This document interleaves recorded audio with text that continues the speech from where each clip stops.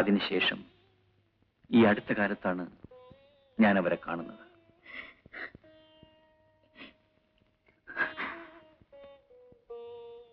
സുധ എന്തിന് കരയുന്നു?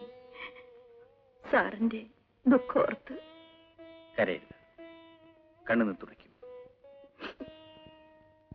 ഞാൻ എപ്പോഴും പറയാറില്ലേ, കണ്ണുനീർ ഒന്നിനും പരിഹാരമാവില്ലെന്ന്. ഇതാ, ഇതുകൂടി ടൈപ്പ് ചെയ്തുകൊണ്ട് വരും.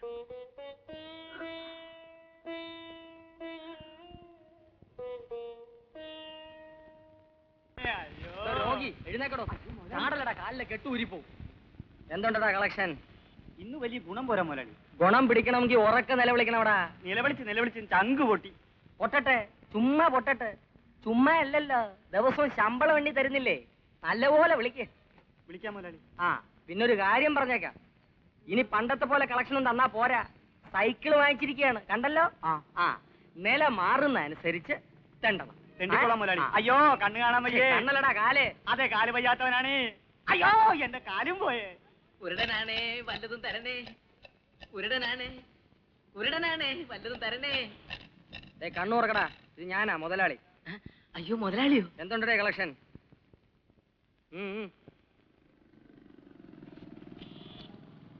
ഇത്രേ ഉള്ളൂ? ഇത്രേ കിട്ടിയുള്ളൂ മുതലാളി. ഇത്രേ കിട്ടിയുള്ളൂ? നീയാണ് എന്റെ കൂട്ടത്തിൽ ഏറ്റവും വലിയ കള്ളത്തണ്ടി.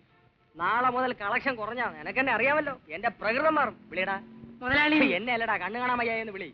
രണ്ട് കണ്ണും കാണാൻ വയ്യാത്തവനാണ്, വല്ലതും തരണേ. ഹലോ ഹലോ, ലതയാണോ? എവിടുന്നാ?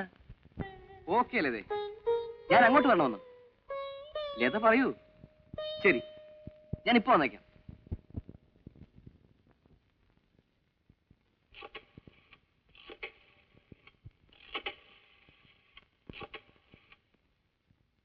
ഹലോ, ആ റൂം നമ്പർ 23 ഒന്ന് വേണമല്ലോ. ഹലോ, സതീഷല്ലേ? ആ, ഓക്കെ, ഞാൻ ഇപ്പൊ വരാം. അതേടാ.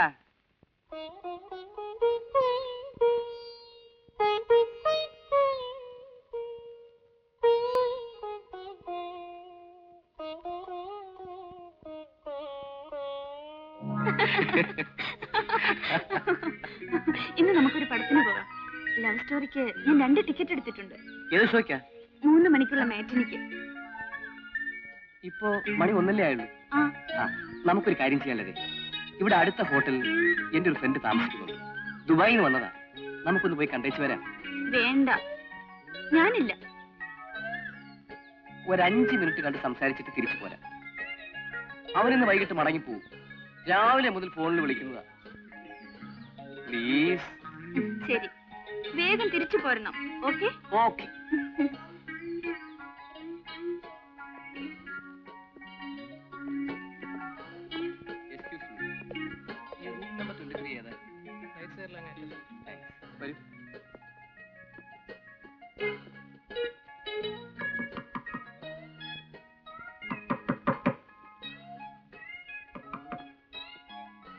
ഹലോ, ഇതാരും മോഹനോ? വരൂ, ഇരിക്കൂ. ഇരിക്കൂ. അല്ല, ഇതാര്? തന്റെ വൈഫോ? വൈഫായില്ല, വിവാഹം കഴിക്കാൻ പോകുന്നതേ ഉള്ളൂ. പേരില്ല. ലതേ, ഇതെന്റെ ഒരു പഴയ സുഹൃത്താണ്, മിസ്റ്റർ സതീഷ്. ദുബായിക്കാരനാ. തനിക്കെന്താണ് ഒരു പ്രയാസം? ഒന്നുമില്ല. ഇവരുമായി വരുന്ന കാര്യം എനിക്കൊന്ന് നേരത്തെ വിളിച്ച് പറയാമായിരുന്നല്ലോ. ഓ, അപ്പൊ വിളിച്ച് അനുഭവം ചോദിച്ചിട്ടേ വരാൻ പാടുള്ളൂ. അല്ല, പിന്നെ എനിക്ക് എയർപോർട്ട് വരെ പോകേണ്ട ഒരു കാര്യം ഉണ്ടായിരുന്നു. എന്റെ ഒരു ഫ്രണ്ട് വരുന്നുണ്ട്. അത് ശരി, അപ്പൊ ഞങ്ങൾ പോകണം അല്ലേ? ശരി, പോവാ. ഇരിക്കടോ, താൻ എന്തൊരാളാ? ഞാൻ അവനെ കണ്ടിട്ട് 1 മണിക്കൂറിനുള്ളിൽ വരും. അതിനായി. അപ്പൊ പോയിട്ട് വാ. പിന്നെ ഞാൻ തിരിച്ചു വരുന്നതിന് മുമ്പ് പോയിക്കളല്ലേ?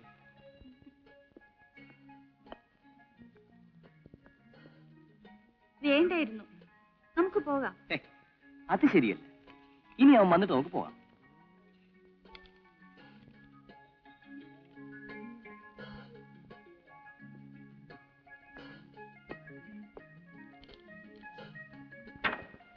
എന്തിനാ കഥ കടയ്ക്കുന്നേ?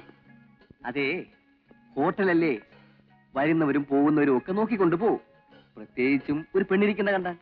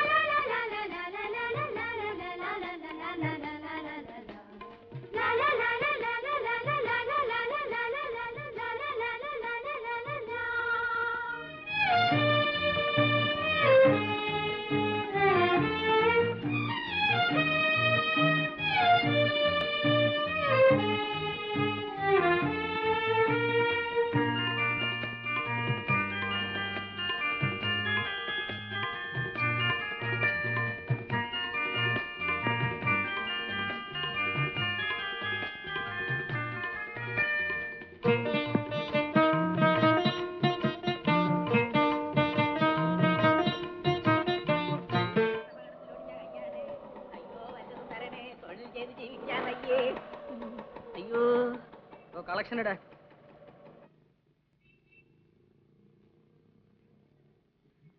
എന്താടോ 12 രൂപയോ? ഇതുകൊണ്ട് എന്റെ സ്കൂട്ടറിന് പെട്രോൾ അടിക്കാൻ പോലും തികയില്ലല്ലോ. എന്താണ് എന്റെ ഉദ്ദേശം? തന്നെ കൊണ്ട് പറ്റില്ലേ പറ, ഞാൻ ചെയ്തോളാം. എനിക്ക് നല്ല സുന്ദരമായിട്ട് തണ്ടാ അറിയാം. വൈകുന്നേരം നമ്മളേക്കും കളക്ഷൻ കൂടും. ശരി ശരി, നല്ലപോലെ അധ്വാനിക്കണം. നിങ്ങളെയൊക്കെ വിശ്വസിച്ചാ ഞാൻ ഈ സ്കൂട്ടർ വാങ്ങിയത്. ഇടോ, നടന്നു വരുമ്പോഴും സൈക്കിളിൽ വരുമ്പോഴും സ്കൂട്ടറിൽ വരുമ്പോഴും എല്ലാം ഒരേ കണക്കിലാണല്ലോ താൻ കളക്ഷൻ തരുന്നത്. വെറുതെ വീണ്ടും എന്നെ തെണ്ടി ആക്കരുത്. നീ മറ്റുള്ളവന്മാരൊക്കെ നോക്കിയിട്ട് വരാം. വിളിക്കടോ, കൈ അതിനകത്തോട്ട് ഇട്ടിട്ട് വിളി. ഇടാ മുതലാളി. അയ്യോ, കാറപകടത്തിലൊടിഞ്ഞ കയ്യാണ്. കൈയുള്ളവരെ ഈ കൈയില്ലാത്തവരുടെ അയ്യോ. ചിത്ര തിയേറ്ററിൽ ഒരു പടം ഓടുന്നുണ്ട്, ഗംഭീര പടവാ. ഞാൻ 2-3 പ്രാവശ്യം കണ്ടതാ. എത്ര കണ്ടാലും മതിയാവില്ല. പറഞ്ഞില്ലല്ലോ മുതലാളി.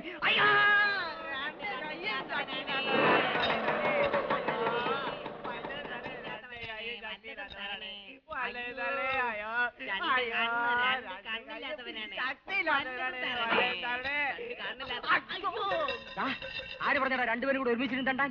മുതലാളി, 2 പേരും ഒരുമിച്ചിരുന്നാലേ കളക്ഷൻ കൂടും. ആഹാ, എടോ, തെണ്ടുന്നതിനെ കുറിച്ച് താൻ കൂടുതലൊന്നും എന്നോട് പറയരുത്.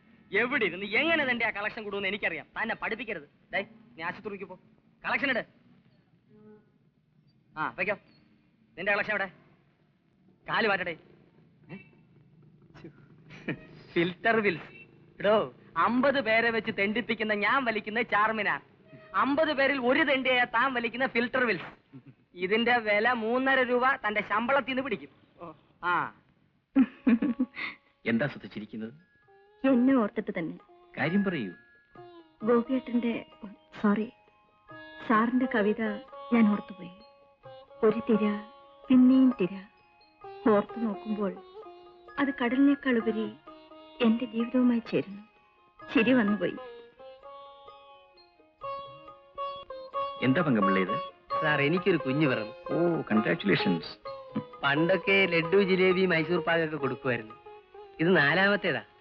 ഇപ്പൊ ഒരു ചിട്ടയാക്കി ചുരുക്കി. ആൺകുട്ടിയാ. സാറ് തന്നെ ഒരു പേര് പറഞ്ഞു തരണം.